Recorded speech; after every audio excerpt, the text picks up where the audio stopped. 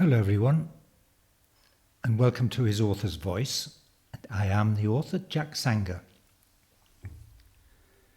We're moving into a new medium with the following reading, and it's the first canto in a space epic in verse I've written called Trial and Punishment. Each canto has a subtitle, and after the subtitle comes a quotation from Earth's literary history. I hope you enjoy it. Trial and Punishment. Canto 1. The Fractals.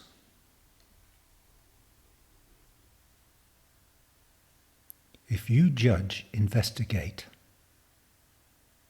Seneca.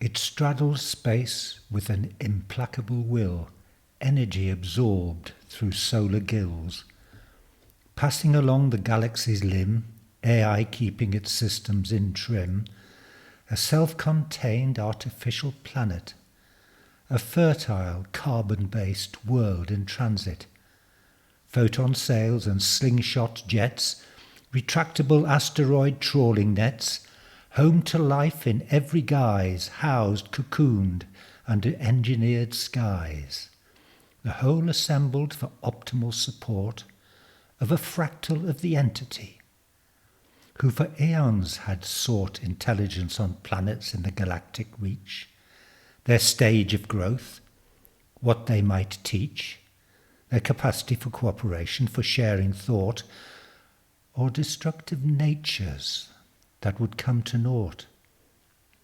For the vessel was a form of moral vet, assessing evolving culture's threat. And with a bespoke crew and custom design, it excised poison at the earliest sign. And this ship that meted out Galactic Justice was the pride of the fleet, the A1 Axis. Its repair city had innumerable docks to recharge its robots' atomic clocks, its remedial crews for circuitry and biomedical emergencies, teeming, blinkered, servile, blind to all but their own algorithmic kind, held cohesive in a seamless train by the ship's evolving central brain.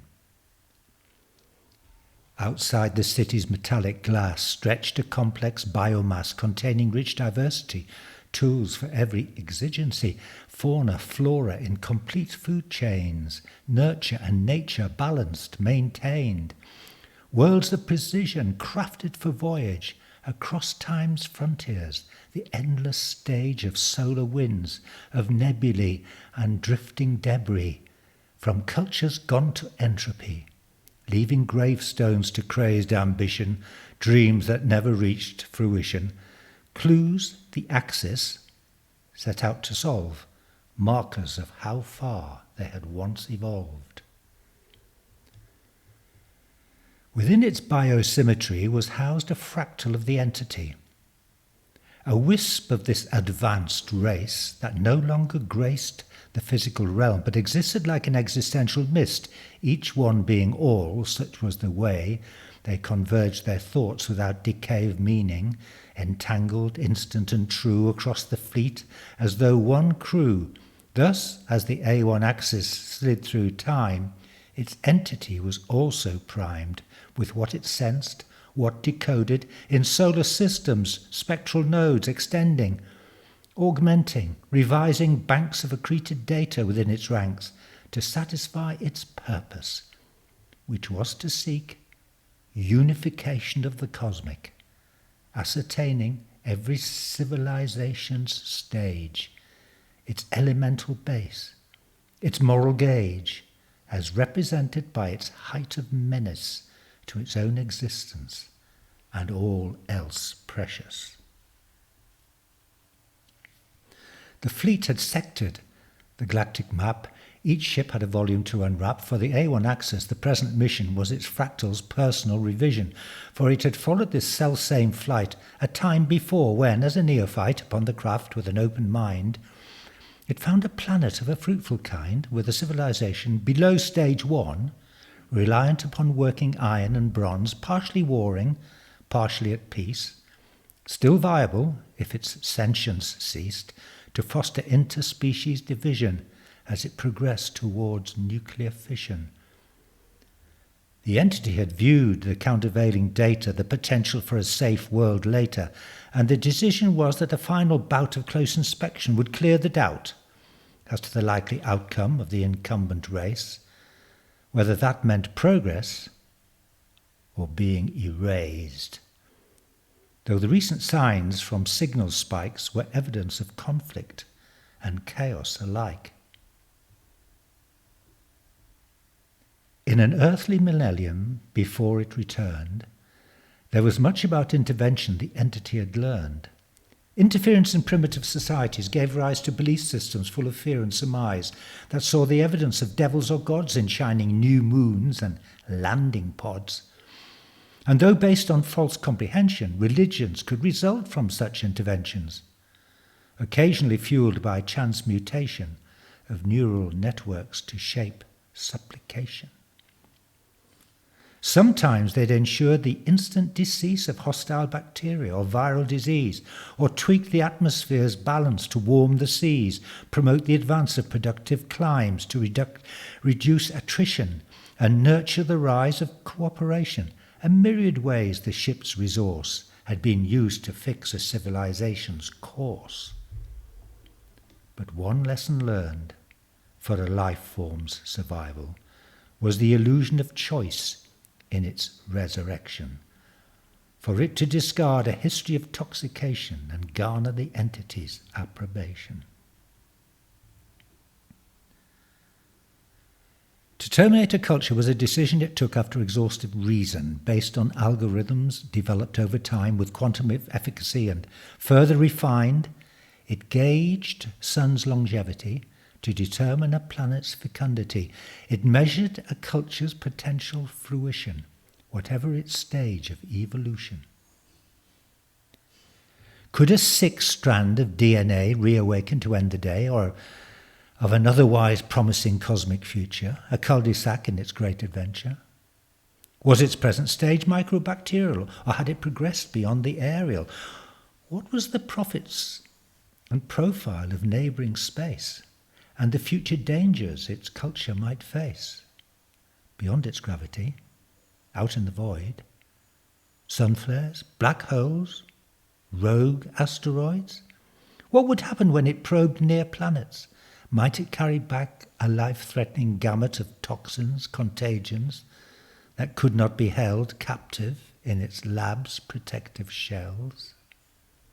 All in all, the decision to terminate was complex, but the key determinant was time for a world to recover and grow, with a dominant fauna to evolve and show that given the resources of an alien injection of aid, it might contribute to the production of harmony among the galaxy's stars and elimination of regression to war. At the beginning of its Imperial Rise, as guardian of the galactic horizons, the entity had adopted a circumspect presence, but saw how cultures could quickly descend into nuclear oblivion, rampant AI, exhaustion of mineral resources in their lands, gas or ocean, and this was the outcome for virtually all, and even the few that didn't fall but survived to expand into space could invade worlds with a voracious taste for terraforming, mining, disrupting ecologies, eradicating food chains and emerging biologies, viewing all as secondary to their own ambition, with devastation following their every mission. Eventually, a surgical campaign became central to the entity's reign.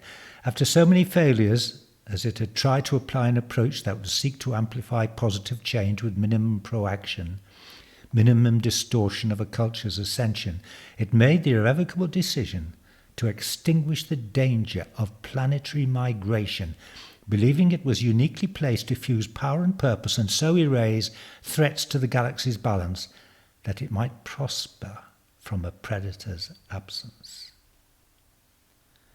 Being guardian allowed for no introspection. The entity was committed to its role of inspection, and while some fractals on axes patrolled overall, the entity evolved manifold theories as to the dominance of malevolence in so many societies in their ascent, how the cooperative drive became overridden and altruism sank unbidden into powerlessness or servility, so that a culture lost its civility.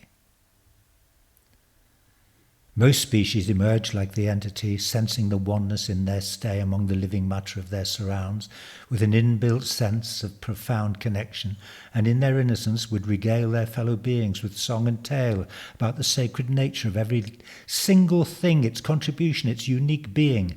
But then divergence occurred, and they began to infer mystical pantheisms, which spawned other forms of deism, whereas in the entity's own cosmic union, it had achieved true communion, learning to navigate all dimensions, increasingly deepening its cognizance, which led to profound scientific advance as its quantum connectedness enhanced a move from the shackles of material being to subatomic flux, a consciousness freeing, a final break with causality, and eventually the barriers to immortality.